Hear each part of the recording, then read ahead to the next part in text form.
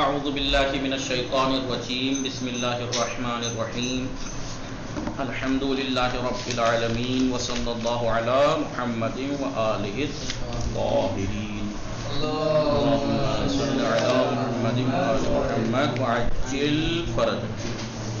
گفتگو چل رہی تھی اصول دین میں عدل کے بارے میں۔ کس چیز کے بارے میں؟ عدل کے بارے میں گفتگو چل رہی تھی اور ہم نے چھٹا درس تک پہنچے تھے۔ اس کا میں نے تھوڑا سا مختصر طور پر خلاصہ پیش کیا تھا۔ چھٹا درس کس کے بارے میں ہے؟ جبر اور اختیار کے مسئلے کے بارے میں ہے۔ جبر اور اختیار کے مسئلے کے بارے میں ہے کہ جبر کسے کہتے ہیں، اختیار کسے کہتے ہیں، کون جبر کو مانتا ہے، کون اختیار کو مانتا ہے۔ اور جی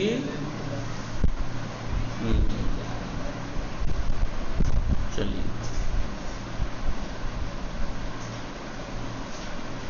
ٹھیک ہے۔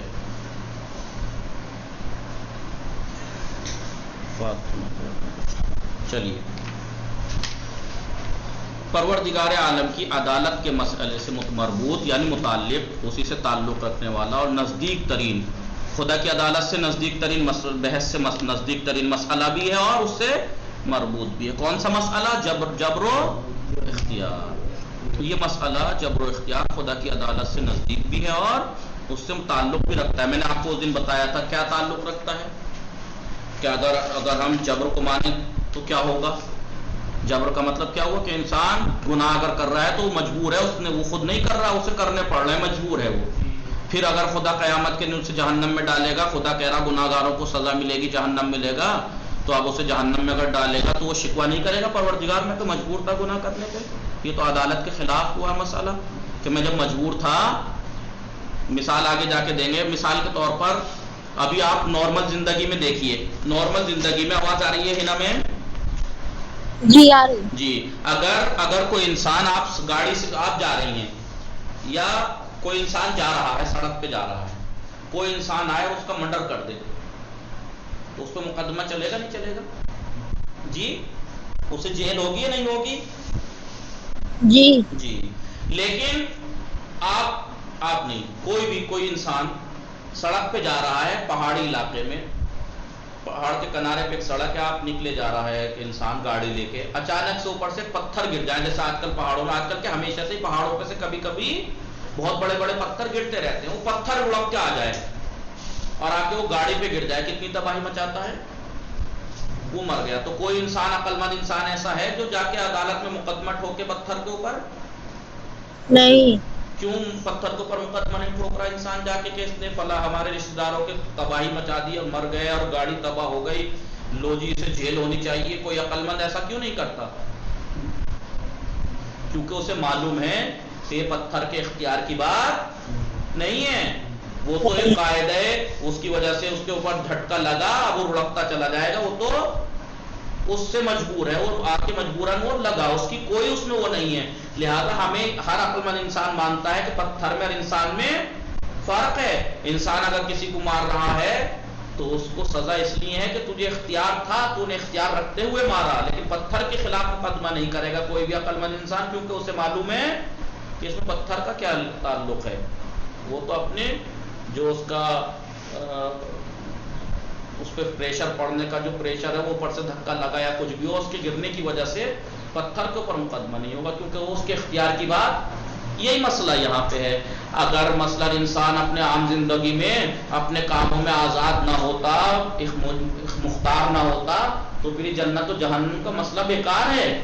پھر یہ تو وہی مثال ہو گئی کہ ایک پتھر کے خلاف آپ اٹھا کے مقدمہ ٹھوک دو بھائی۔ پھر ایک انسان میں اگر ہم مان لیں کہ انسان مجبور ہے اپنے کاموں میں، تو پھر انسان میں پتھر میں کیا فرق ہے؟ انسان میں اور پتھر میں کیا فرق ہے؟ وہ اوپر سے ڈھلان تھا، اس وجہ سے اڑپ کے آ گیا، ایسے یہ انسان پیچھے سے مجبور ہے، اس مجبوری کی وجہ سے یہ کام کر رہا ہے، تو دونوں سیم ہو گئے نہیں ہو گئے؟ لیکن پتھر کو جو ہے وہ سزا نہیں ہے، انسان کو سزا۔ اس کا مطلب یہ ہے کہ انسان مجبور نہیں ہے، وہ اپنے کاموں میں مختار ہے۔ اس لیے تو جنت و جہنم رکھا گیا کہ جو اپنے اختیار تھا اس کے باوجود برائی کی، اس نے اختیار تھا اسے چھوڑنے کا، تو پھر بھی نہ چھوڑے وہ گناہوں کو، تو سزا جہنم۔ اور انسان کو اختیار تھا نیکیوں پہ برائی کرنے پہ اختیار تھا، لیکن اس نے برائی نہیں کی، اچھائی انجام دی، تو اسے جنت میں بھیجا جائے گا۔ اس لیے عدالت سے تعلق ہے نہیں ہے؟ بالکل خدا کی عدالت سے تعلق ہے۔ اگر خدا انسان کو مجبور پیدا کرتا تو پھر جہنم میں اگر پھر بھی بھیجتا گناہ کرنے کے بعد، تو یہ عدالت کے خلاف ہے نہیں مسئلہ؟ بولیے بھائی بولیے، ہاں اتنا سا کہنے میں ہاں یا نہ کہنے میں کون سی زحمت ہو رہی ہے؟ جی تو یہ درست۔ عدالت کے خلاف بات ہوتی کہ انسان کو بھی جہنم میں ڈالا جائے گناہوں کی وجہ سے، اگر وہ مجبور مان لیا جائے۔ لہذا کیونکہ جبر کے عقیدے کے قائل یعنی ماننے والے، عقیدہ جبر کو ماننے والے لوگوں کا خیال یہ ہے کہ انسان کیا کہتے ہیں جو جبر کے قائل ہیں، جو یہ مانتے ہیں انسان مجبور ہے، وہ کیا کہتے ہیں؟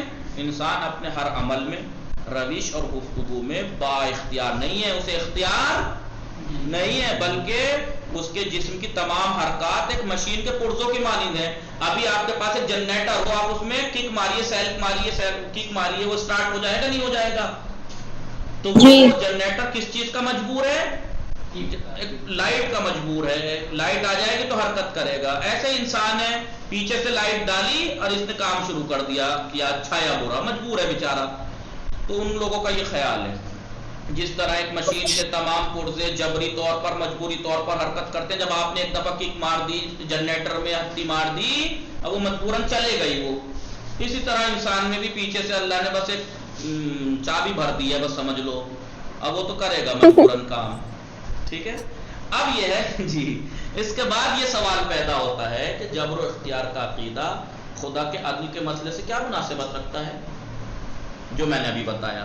اور شاید یہی وجہ ہے کہ مذہب اشاعرہ جو ہم نے پچھلے شروعاتی درس میں توضیح دی تھی، جو اصلاً خدا کو عادل ہی نہیں مانتے، وہ کہتے ہیں عدالت کا مطلب ہی نہیں ہے کچھ، خدا جیسے ہم دلیل کیا دیتے ہیں، جیسے ہم اپنی چیزوں کو اپنی مرضی سے استعمال کرنے کا حق رکھتے ہیں، چاہے جیسے استعمال کریں، ایسے ہی کائنات خدا کی، وہ جیسے چاہے استعمال کرے، یزید کو جنت میں ڈال دے اور نیکوکاروں کو جہنم میں ڈال دے، اس کی مرضی، وہ یہ کہتے ہیں، وہ کہتے ہیں ایسا۔ تو یہی وجہ ہے کہ مذہب اشاعرہ کے پیروکار، ان کے ماننے والے، جن کا تعارف، جن کا بارے میں ہم گزشتہ سبقوں میں پیش کر چکے ہیں، یا اشاعرہ کون ہیں، اور وہ حسن قبح عقلی کے بھی منکر ہیں۔ وہ نہیں مانتے کہ ہماری عقل میں اتنی صلاحیت ہے کہ چیزوں کی اچھائی کو سمجھ سکے اور چیزوں کی برائی کو سمجھ سکے۔ وہ اگر ہم یہ سمجھتے ہیں کہ چوری بری چیز ہے تو یہ ہمارا دماغ نہیں سمجھ رہا، یہ دین نے کہا اس لیے سمجھ رہے ہیں ہم، ورنہ ہمارے دین تو بالکل بیچارہ فقیر محتاج ہے، بس ان کا دماغ بس خدا کے حکم کا محتاج ہے۔ نہیں بھائی، ایسا نہیں ہے۔ بعض چیزوں کے حکم دین اگر دے رہا ہے تو اس حکم دینے سے پہلے ہی ہمارے عقل میں اتنی صلاحیت تھی، وہ سمجھ سکی یہ چیز اچھی ہے یہ بری ہے۔ لہذا یہی وجہ ہے کہ مذہب اشاعرہ کو پیروکاروں نے عقیدہ جبر کو اختیار کیا ہے، کیونکہ وہ عدل کو مانتے نہیں، لہذا جبر کو مانا ہے انہوں نے کہ نہیں جی، انسان اپنے کاموں میں مجبور ہے، اور عدالت الہی کا انہوں نے انکار کیا ہے۔ کیوں؟ کیونکہ جبر کا عقیدہ قبول کرنے کے بعد، اگر انہوں نے جبر کا عقیدہ قبول کیا، اس کے بعد وہ عدالت الہی کے مسئلے کے بارے میں بحث کرنا پھر کوئی معنی ہی نہیں رکھتا۔ جب آپ نے مان لیا خدا عادل ہی نہیں ہے، ہم نے مجبور مان لیا انسان کو، تو پھر عدالت کا میٹر ہی نہیں بچتا۔ عدالت کا میٹر تو جب ہوتا ہے جب انسان اختیار رکھتا ہو اپنے کاموں میں، پھر اچھائی کرے تو جزا، برائی کرے تو سزا۔ کلاس میں اگر کچھ لوگ پاس ہو رہے ہیں اور کچھ لوگ فیل ہو رہے ہیں، تو کیا یہ استاد زبردستی کر رہا ہے، یا لوگوں کو اختیار تھا طالب علم کو کہ وہ اچھا پڑھے یا نہ پڑھے؟ جنہوں نے اختیار کے باوجود اچھا پڑھا ان کو نمبر، اور جنہوں نے نہیں پڑھا تو انہیں فیل کیا جائے گا، ظاہر سی بات ہے۔ لیکن اگر ہم یہ مان لیں کہ مجبور ہے انسان، تو پھر عدالت کا کوئی میٹر ہی نہیں بنتا۔ اس بحث کو مزید واضح کرنے کے لیے اور زیادہ روشن کرنے کے لیے ہم بعض موضوعات کے متعلق دقیق گفتگو کرتے ہیں۔ یہ دیکھیے، اب دیکھیے نمبر 1، عقیدہ جبر کا سرچشمہ کیا ہے؟ سرچشمہ یعنی کہاں سے آیا یہ عقیدہ جبر؟ چشمے کو چشمہ کیوں کہتے ہیں؟ جہاں سے پانی پھوٹتا ہے، کیونکہ وہ پانی پھوٹنے کی جگہ ہے، وہاں سے نکلنے کی، یہاں سے نکل رہا ہے پانی۔ ایسے ہی جبر کا سرچشمہ کا یعنی سرچشمہ یعنی کہاں سے آیا یہ جبر، کیا چیز وجہ بنی جو یہ جبر وجود میں آیا، عقیدہ وجود میں آیا۔ اب یہ دیکھیے، ہر شخص اپنے وجود کی گہرائیوں میں یہ محسوس کرتا ہے کہ وہ کوئی بھی ارادہ کرنے میں آزاد ہے۔ سب لوگ مانتے ہیں نہیں مانتے ہیں کہ انسان، ابھی آپ کلاس میں بیٹھی ہیں آپ اندر سے فیل ایسا کر رہے ہیں نہیں کر رہے ہیں کہ میں ابھی کال کاٹ سکتی ہوں، میری مرضی ہے؟ جی ہے نہیں؟ ہر شخص اپنے وجود کی گہرائیوں میں یہ محسوس کرتا ہے کہ وہ کوئی بھی ارادہ کرنے میں آزاد ہے، کوئی بھی ارادہ کر لے وہ آزاد ہے۔ ابھی آپ میں سے کتنے ابھی ارادہ کر لیجئے کال کاٹ سکتی ہوں میں، کاٹ سکتی ہیں نہیں کاٹ سکتی ہیں؟ کوئی مجبور ہے آپ نہ کاٹنے پر؟ پیار ہے جی مثلا وہ اپنے فلاں دوست کی مالی مدد کرے یا نہ کرے، فلاں دوست کو مجھے میرے مالی ضرورت ہے، پیسے کی کچھ ضرورت ہے، تو مجھے اپنے اندر ارادہ فیل ہو رہا نہیں ہو رہا کہ میں کر بھی سکتا ہوں، نہ چاہوں تو نہ کروں؟ یا پیاس کی حالت میں اپنے سامنے رکھے ہوئے پانی کو پیوں نہ پیوں، دیکھیے میرے سامنے پانی رکھا ہے مثلا، یہ ابھی بیچارہ کافی دیر سے رکھا ہے، میں نے ارادہ نہیں کیا پینے کا، جی تو مجھے اختیار ہے نہیں ابھی اٹھا کے میں پینا شروع کر دوں؟ ایسا فیل ہو رہا ہے نہیں اپنے اندر؟ سب کو ایسا فیل ہوتا ہے؟ ہلو ہیلو، جی ایک دم سے کیسے غائب ہو جاتے ہیں؟ نیٹ ورک سلو ہو جاتے ہیں۔ چلیے تو ہر ایک کو اپنے اندر ارادے کی آزادی فیل ہوتی ہے نہیں فیل ہوتی ہے کہ میں اپنے ارادہ کرنے میں آزاد ہوں، پانی رکھا ہوا میں پی لوں نہ پیوں میری مرضی ہے، ایسا ہی ہے؟ جی یا فلاں شخص نے اس کے بارے میں زیادتی کی، فلاں شخص نے میرے بارے میں برائی کی، غلطی کی، اب اگر وہ چاہے تو اسے معاف کر دے یا اسے معاف نہ، میری مجھے فیل ہو رہا نہیں میں معاف بھی کر سکتا ہوں نہ بھی معاف کروں۔ یا ایک شخص کہ جس کے ہاتھ میں بڑھاپے یا بیماری کی وجہ سے کوئی انسان ایسا ہے تو اس میں آپ کو فیل ہو رہا ہے ارادہ نہیں؟ یہ ایک ایسا شخص کہ جس کے ہاتھ بڑھاپے یا بیماری کی وجہ سے کانپتے ہیں، لرزہ راشا آ جاتا ہے بعض بزرگوں کے ہاتھوں میں یا نہیں؟ ان کے ہاتھ پیر ہاتھ ہلتے ہی رہتے ہیں ایسے، ٹھیک ہے؟ اور وہ شخص کہ جس کے ہاتھ ارادے کے ساتھ حرکت میں آتے ہیں، ان دونوں کے درمیان کوئی فرق ہے یا نہیں؟ ایک انسان ہے اس کے ہاتھ میں راشا ہے، وہ ہاتھ اس کو اختیار ہے وہ روک لے ہاتھ کو اپنے، نہیں لیکن ہم روک سکتے ہیں نہیں روک سکتے ہیں؟ ہم روک سکتے ہیں، کچھ تو فرق ہے ہم میں اندر فرق ہے نہیں کہ ہم یہ فرق کر سکیں کہ بوڑھا راشے والا انسان اور ایک نارمل انسان کے حرکت میں کچھ فرق ہے؟ بالکل فرق کر سکتے ہیں کہ وہ بیچارہ بڑھاپے کی وجہ سے کچھ چیز وجہ بن گئی ہے کہ وہ راشے کا بیمار ہے، اب وہ ہاتھ کو روک نہیں سکتا، چلتا ہی رہے گا، لیکن ہم آپ اپنے ہاتھ کو جب چاہے روک لے جب چاہے چلا لیں۔ اب دیکھیں کئی مثالیں دے دیں آپ کو جس سے پتہ لگ رہا ہے کہ ہم اندر فیل کر رہے ہیں اپنے کہ ہم اپنے کام کے جو ارادہ کرنے میں اختیار رکھتے ہیں، ہمیں اختیار ہے ہم کریں نہ کریں، ہمارا کوئی مجبوری نہیں ہے کہ کوئی کہے گا تبھی ارادہ ہوگا تب تو نہیں ہوگا پینے کا پانی۔ اب جبکہ انسانوں کے درمیان، اور یہ کمال یہ ہے کہ یہ احساس ہر ایک کی روح کے اندر ہے، کسی ایک کی نہیں۔ کبھی آپ سوچ رہے ہو کہ میرے اندر تو ہے یہ احساس کہ یہ پانی رکھا ہے میں پی بھی سکتا ہوں، نہیں بھی پی سکتا ہوں، مجھے آزاد ہے، میرا ارادے میں اختیار رکھتا ہوں، اور آپ کے میں مثلا یہ اختیار نہ ہو، نہیں، ہر انسان کے اندر یہ عمومی احساس پایا جاتا ہے کہ وہ اندر سے فیل کرتا ہے کہ میں اپنے کام میں اپنے ارادے میں مختار ہوں۔ اب جبکہ انسانوں کے درمیان یہ عمومی احساس پایا جاتا ہے کہ وہ ارادہ کرنے میں آزاد ہیں، تو پھر لوگوں کے ایک گروہ نے پھر اب مسئلہ یہ ہے کہ جب سب کے اندر یہ بات پائی جاتی ہے کہ وہ یہ جانتے ہیں کہ ہم اپنا ارادہ کرنے میں اختیار رکھتے ہیں، تو پھر ایک گروہ نے جبر کے عقیدے کو کیوں اختیار کر لیا؟ جبکہ سب کے اندر یہ بات پائی جاتی ہے کہ وہ اپنا ارادہ اپنے آپ کر سکتے ہیں، پھر بھی کچھ لوگوں نے عقیدہ جبر کیوں اختیار کیا کہ انہوں نے کہا انسان مجبور ہے؟ یہ سوال ہے۔ البتہ اس مسئلے کے متعلق مختلف دلیلیں پیش کیے جاتے ہیں، مختلف دلیلیں ہیں جو پیش کی جاتی ہیں، اور ہم بھی ایک اہم دلیل کو یہاں پیش کر رہے ہیں کہ وہ لوگ کیوں انسان کو مجبور مانتے ہیں، وہ لوگ انسان کو کیوں مجبور مانتے ہیں، کیا وجہ ہے، وہ دلیل ہم بھی ان میں دلیلوں میں سے ایک دلیل ہم یہاں پیش کرتے ہیں۔ دیکھیے، اور وہ کیا ہے وہ دلیل؟ وہ یہ کہ انسان یہ دیکھتا ہے کہ ماحول کا نہیں کا ہے، یا ماحول کے ہی ٹھیک ہے، ماحول کے لوگوں پر اثرات ہوتے ہیں، ماحول کے اثرات ہوتے ہیں لوگوں پہ یا نہیں؟ جی ہوتے ہیں۔ ٹھیک ہے، آپ نے سنا ہوگا کہ ایک انسان ہے اس کے دوست سارے برے ہیں، تو ایک نہ ایک دن وہ بھی برا بن جاتا ہے، ایک نہ ایک دن وہ بھی برا اثر پڑتے ہیں نہیں پڑتے ہیں۔ اسی طرح تربیت، آپ ماں باپ کیسی تربیت کر دیں گے، نصیحت، ہدایت، تبلیغ یا عمومی رسم و رواج، یہ بھی بلا شبہ کیا ہے، انسانی فکر اور روح پر اثر انداز ہوتے ہیں نہیں ڈالتے، اثر ڈالتے ہیں نہیں ڈالتے، اور بعض اوقات اس کی مالی اور اقتصادی حالت بھی اس کی بعض حرکات کا ہی سبب بنتی ہے۔ وراثت کے جو عامل ہیں، یہ ابھی ورثے میں ہی تو ملی ہیں چیزیں، یہ وراثت کے جو عامل ہے اس کا مؤثر ہونا بھی ناقابل انکار ہے، بہت سی چیزیں وراثت میں مل جاتی ہیں، تو یہ اب ایک انسان مالدار ہے، کیوں مالدار ہے؟ بھائی اسے مال مل، میں غریب ہوں وہ مالدار ہے کیونکہ اس پہ مال و دولت ملی وراثت میں، یوں مالدار ہے، مجھے نہیں ملی میں غریب ہوں مثلا. تو بعض چیزیں اثر انداز ہوتی ہیں نہیں ہوتی ہیں.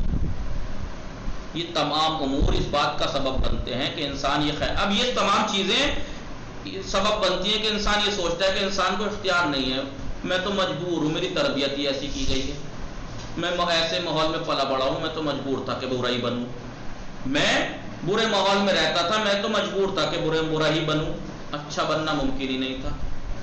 تو یہ چیزیں سبب بنتی ہیں کہ انسان یہ فکر کرنے لگتا ہے کہ وہ با اختیار نہیں ہے. سمجھ میں آ رہی ہے آپ لوگوں کے نہیں؟ جی بلکہ بہت سے اندرونی اور بیرونی سبب اکٹھے ہو کر بہت سے کچھ اندرونی چیزیں سبب بنتی ہیں، کچھ باہری چیزیں سبب بنتی ہیں، سب اکٹھے ہو کر ہمیں اس بات کے لیے ابھارتی ہیں کہ ہم کچھ کرنے کے لیے تیار ہو جائیں.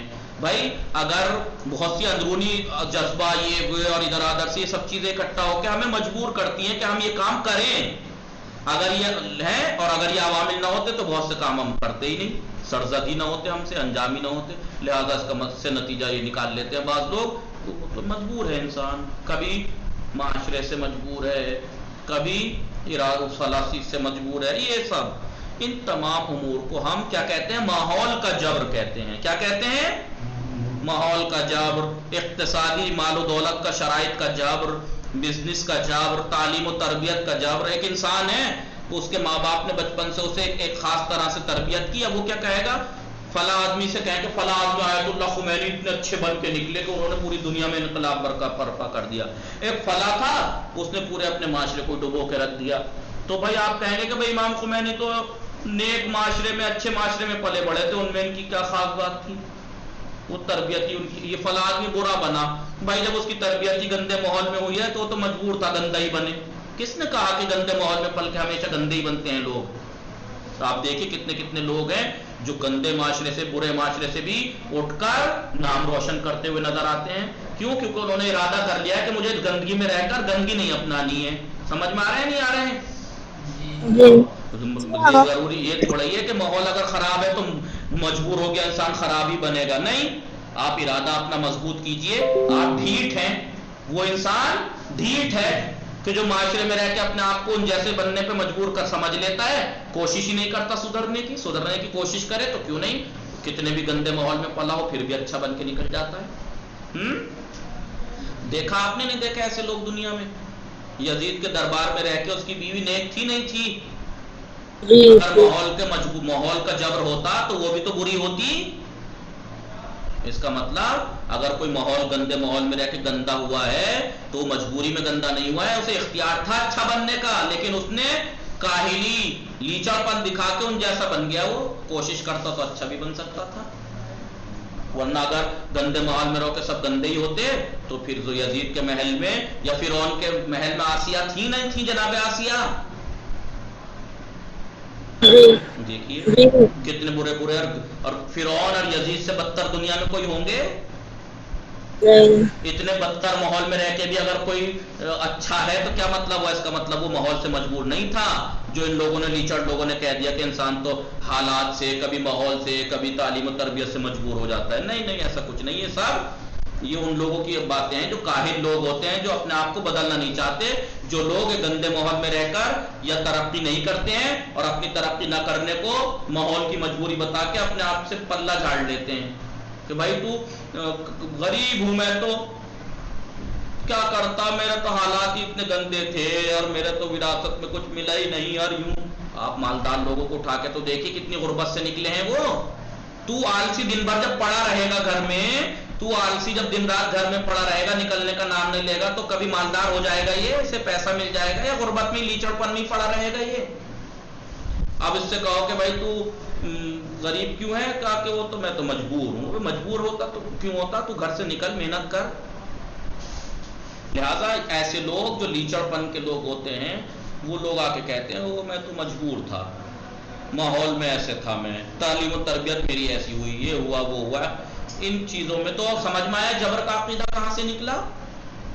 جبر کا عقیدہ وہاں سے نکلا کہ بعض لوگ یہ سوچتے ہیں کہ جو تعلیم، تربیت، ماحول، یہ سب یہ چیز انسان کے ارادہ میں اس کے کام کے کرنے نہ کرنے میں اثر بنتی ہیں.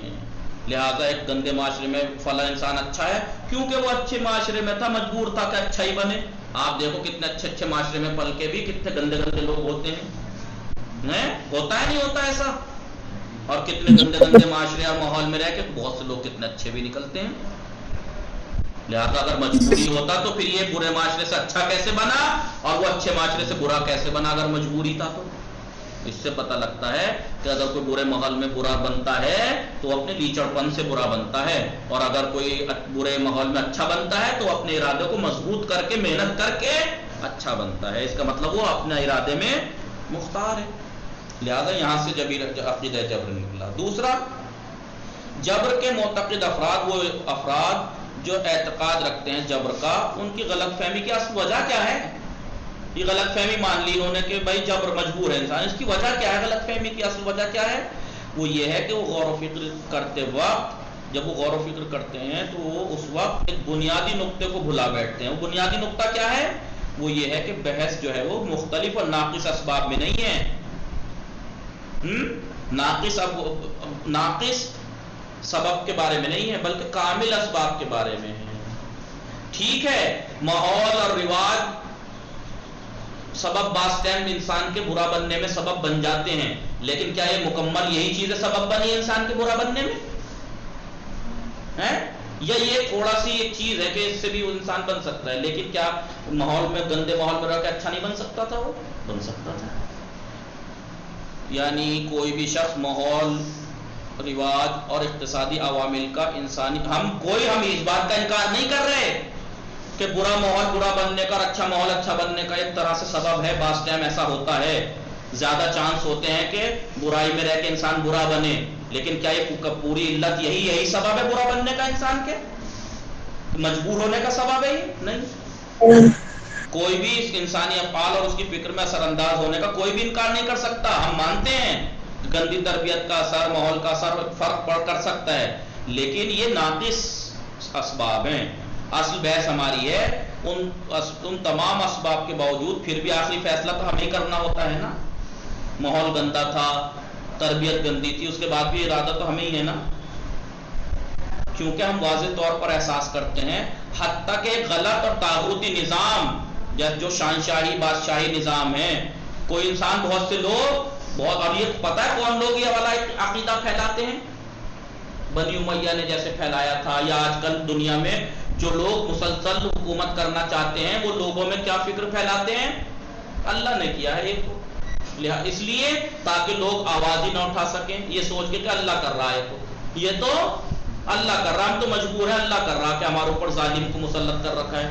نہیں بھائی، تاکہ یہ لوگ اس طریقے سے یہ فکر پھیلاتے ہیں تاکہ لوگوں کے اندر انقلاب لانے کا جذبہ ہی ختم کر دو. ورنہ اگر لوگوں کو یہ احساس دلا دیا جائے کہ یہ اللہ نہیں کر رہا ہے، ہماری غلطیوں کی وجہ سے یہ گندے لوگ ہمارے اوپر سر پہ سوار ہیں، تو انقلاب برپا ہو جائے گا نہیں ہو جائے گا؟ کیونکہ ہم واضح طور پر یہ احساس کرتے ہیں حتیٰ کہ غلط اور طاغوتی اور شیطانی نظام جیسے بادشاہی نظام ہے اس میں انحراف کے بہت سے مواقع موجود تھے، مگر ہم مجبور نہیں. بہت سے ٹھیک ہے ہماری بہت سی کمیوں کی وجہ ہے کہ ہم پہ ظالم مسلط ہو بیٹھے ہیں، کیونکہ ہم نے آپسی اتحاد نہیں رکھا، ایک دوسرے کے مذہب پہ ٹون کس کس کے ہم ایک دوسرے سے جدا ہو گئے. اب اس کا فائدہ تیسرے نے اٹھا لیا، ایک ظالم نے، وہ ہم پہ بادشاہ بن بیٹھا. ٹھیک ہے اس کا اثر پڑا، لیکن پھر بھی ہم مجبور نہیں تھے کہ ہم منحرف ہو جائیں، کہ ہم بگڑ جائیں. نہیں، اسی نظام اور معاشرے میں ہمارے لیے یہ ممکن تھا کہ ہم ٹھیک ہے ہم بڑی پوسٹ پہ پہنچ گئے، سرکاری پوسٹ پہ، رشوت عام ہے سب جگہ. مثلا یہاں پہ ہم کسی ملک میں بغیر رشوت کے کام ہی نہیں ہو رہا، تو آپ جا کے رشوت لینا شروع کر دو اور کہو تو میں تو مجبور تھا. کیسا مجبور؟ کیونکہ نظام ہی ایسا تھا. نہیں بھائی آپ نہ لو، میں نہیں لے رہا بھائی، مجھے نہیں لینی رشوت. تھا اختیار آپ کو نہیں.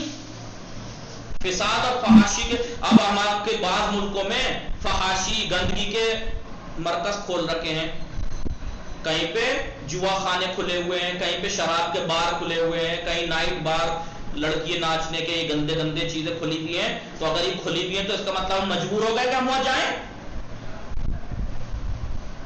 قید و بند اور لاؤبالی نہ ہو تب بھی ہمیں اختیار تھا؟ نہیں تھا، تب بھی ہمیں اختیار تھا کہ ہم لاؤبالی نہ بنے، ہم وہاں پہ نہ جائیں.